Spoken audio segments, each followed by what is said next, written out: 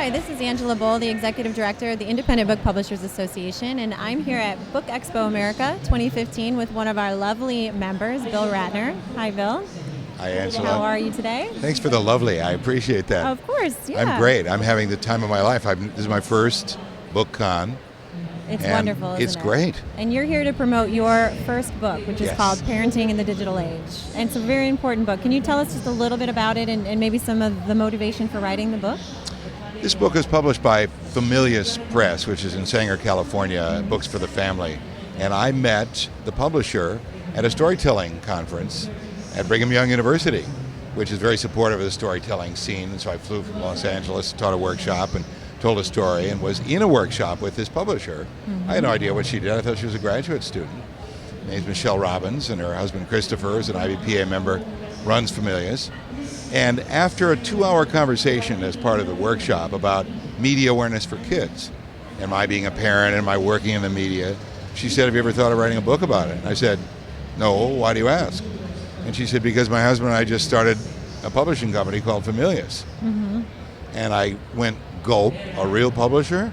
Yeah. And 2.5 years later, I have a book. It's been a really lovely marriage for me as a first-time author with a company of people who love books, and their mission is very clear, and I've had a great time. So you have over 35 years of experience in the media, working in media, and you brought a really unique perspective to this book.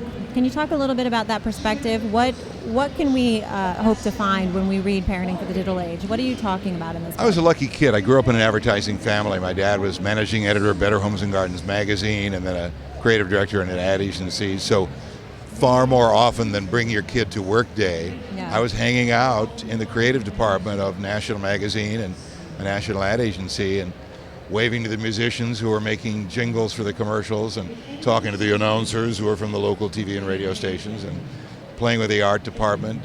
And so at a very early age, I had a growing awareness of what TV was about, of what children's TV was about. My dad would sit with me as I watched television.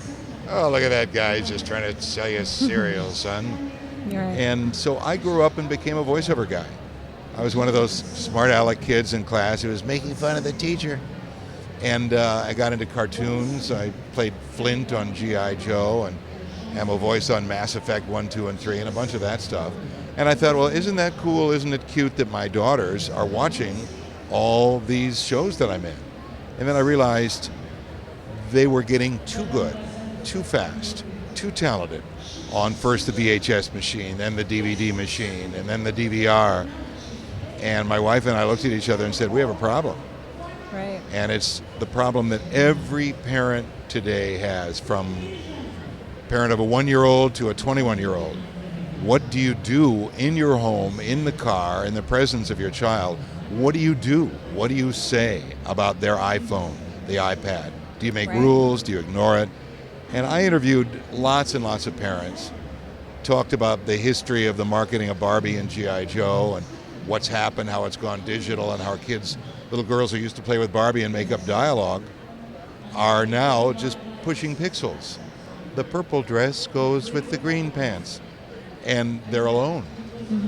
And there are psychologists out there who were very pro-internet for children and pro-digital media for children, and educators who are now making a 180 and are saying, you know, they can always learn those things on school computers, but at home, not just for the benefit of mom and dad, but at home, they should either be chatting with their friends, chatting with their peers, their parents, doing homework, and not texting. This book is really going to help us understand how to talk to our kids about digital media, how to use it appropriately, when it's appropriate to use it, where you can get access and where you shouldn't get access, and how you should work as a conscientious digital consumer.